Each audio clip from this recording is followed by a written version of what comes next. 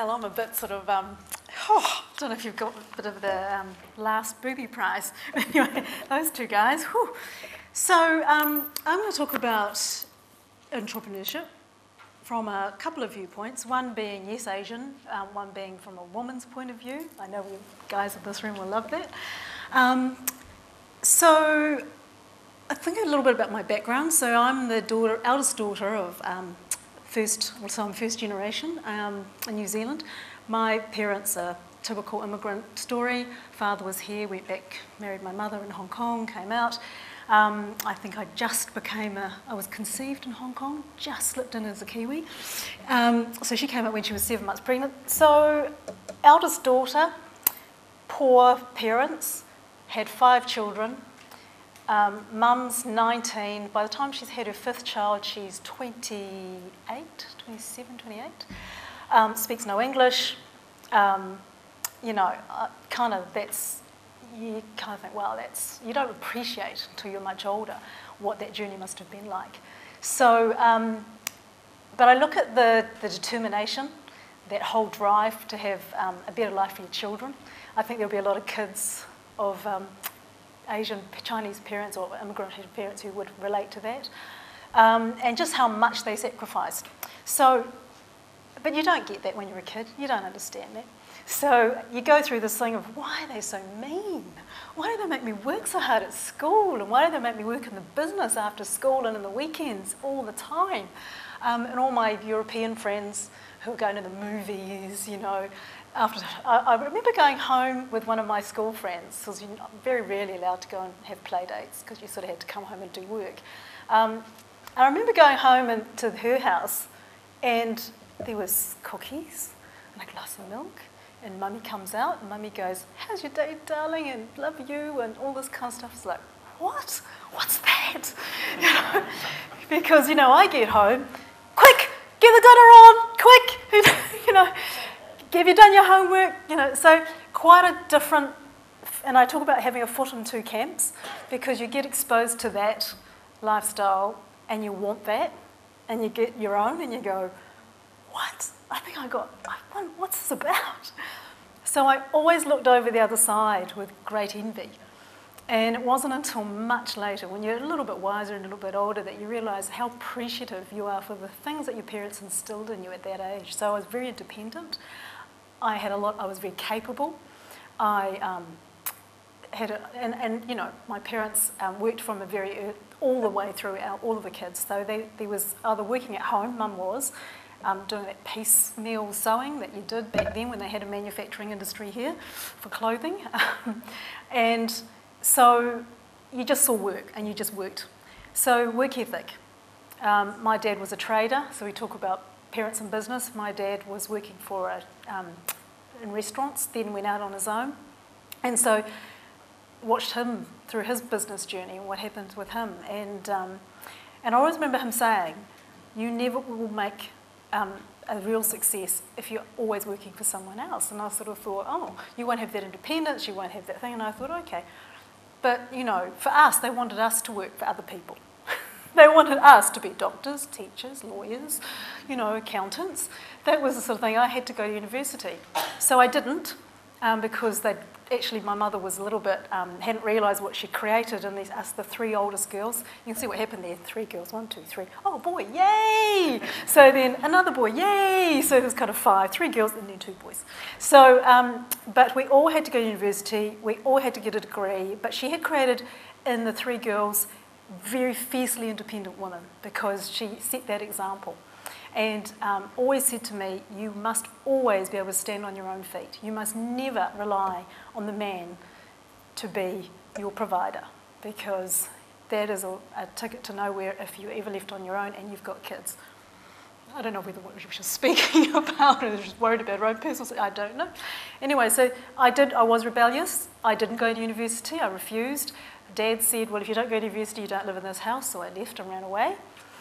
Which was unheard of. You don't do that in the Chinese, especially when you're a girl, and especially when you're of that community. So that was just a shock for them. So Mum never she said, just the one time I get Dad to speak to the children, and this is what happens. So anyway, that was me him having the talk, you know. It wasn't quite the outcome she was hoping for. So anyway, but what happened with that was because, and I was 17 and a half, almost 18 when I left, that I didn't die. I didn't starve on a street. I actually got a job. People paid me. And, you know, I thought, oh, I don't have to have a degree to get a job. And all the skills I'd learnt working in my parents' business, all the social skills, the skills of knowing, using my brain, common sense, all that kind of stuff came to the fore. It's like, okay, this actually is okay. I'm not having to run home. Mum was expecting me to run home crying and needing to get back. And I actually never did that. I never actually went home to go back and live because it was a sort of promise. I was always going to stand on my own 2 feet. But out of that, I think, comes this sense of confidence. And I talk to women a lot about this because, and I don't know, maybe it applies to men as well, we have this thing about, and I really related to what Sharad was saying before about just believing and having a path and doing it, because a lot of people have an idea, they think they can do it maybe, but if they don't have a lot of support or belief, self-belief, they won't take that risk. So it is about risk. It is about, but you'll only take risks if you are prepared to lose. So I always say, well, so I did work for a person. I did work in the workforce for quite a long time, and I must have been a little bit risk averse because it wasn't until I was 38 that I went out into business. Probably no, actually 36. So I went into business 36, and it was really interesting because at that time I decided that the question I asked myself was, what's the worst that can happen? And if I could answer that question with something that was acceptable, and then I was like, well, if it doesn't work and I fail, I'll just go and get a job. So that's what happened. So anyway, I had some questions I was going to answer for you that I asked myself, and I thought about what does my background give me? So a little bit about the traders thing, a bit about having a foot in both camps, and I think when you have a foot in both camps, you're also very able to become quite chameleon-like. So you can change to suit your audience, adapt your style to suit your audience, because I had to cross those 2 different cultures, and they are quite different. Understanding that success is dependent on the quality of relationships you have. So we talked about networks, about, you know, I think Derek was talking about how we've matured and there's more networks available. I think that's really important. I think we underestimate how much you actually have to get out there and make that effort. I hadn't realised.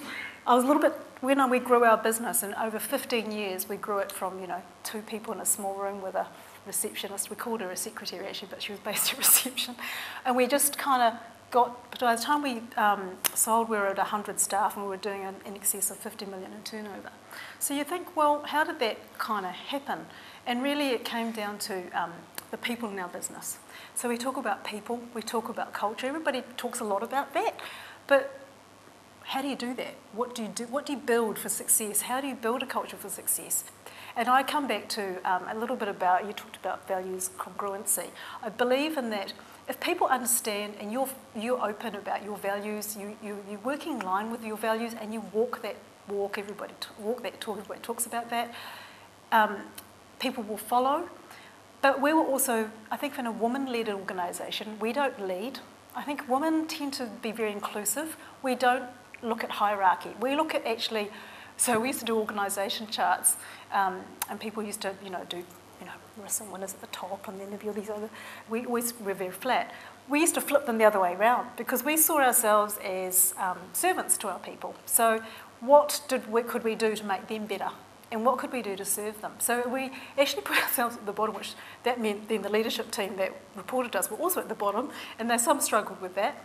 So culturally about service and walking that, and really understanding what you are that makes you different.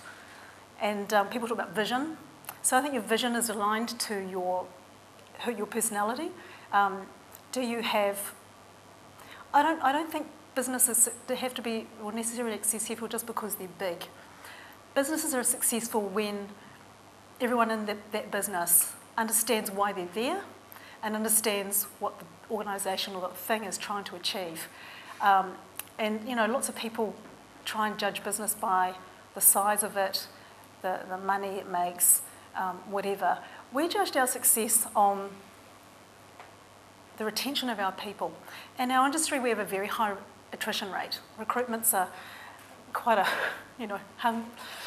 vicious game, and we've been likened to, real estate agents, car salespeople, all sorts of unsavoury kind of things. So we were very determined that actually we were going to build a different kind of reputation. So how we judged that was whether the people that we had were people we liked, and actually if they delivered and did what they said they were going to do. So we had a really simple thing.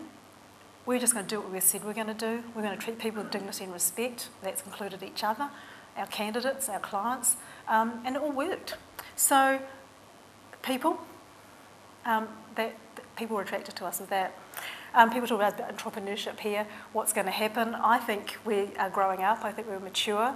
I do think that we're going to have some problems because I do think we are talent.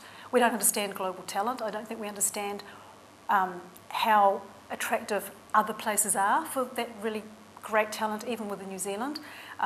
So this diversity thing, we need to embrace it, because if you don't get it, you won't get the talent you need.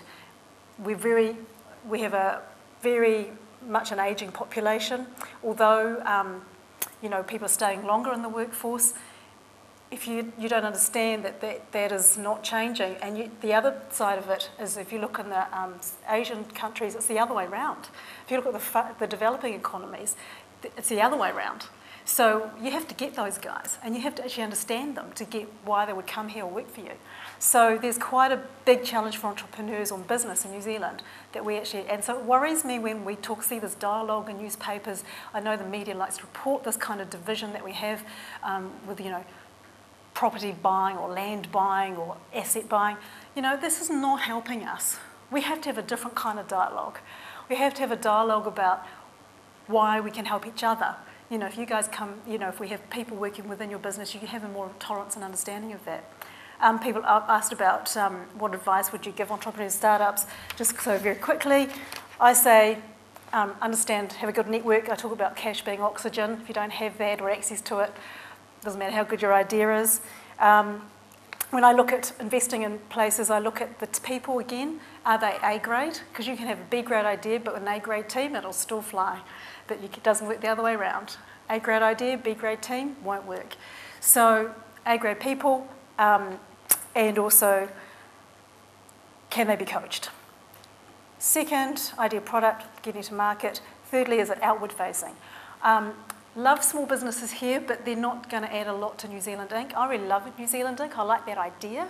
So I'm a startup again as well. After having sold my business, I was looking around at things. So I've angel invested in a lot of startups, and all of them are outward facing. All of them have a goal to be exporting and in another market. And also I'm a startup with a new thing I've started. So it's quite exciting again, and it's actually really interesting.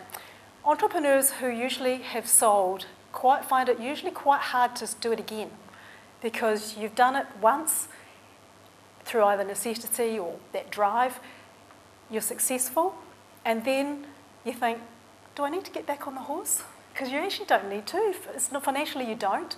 So why do people do it?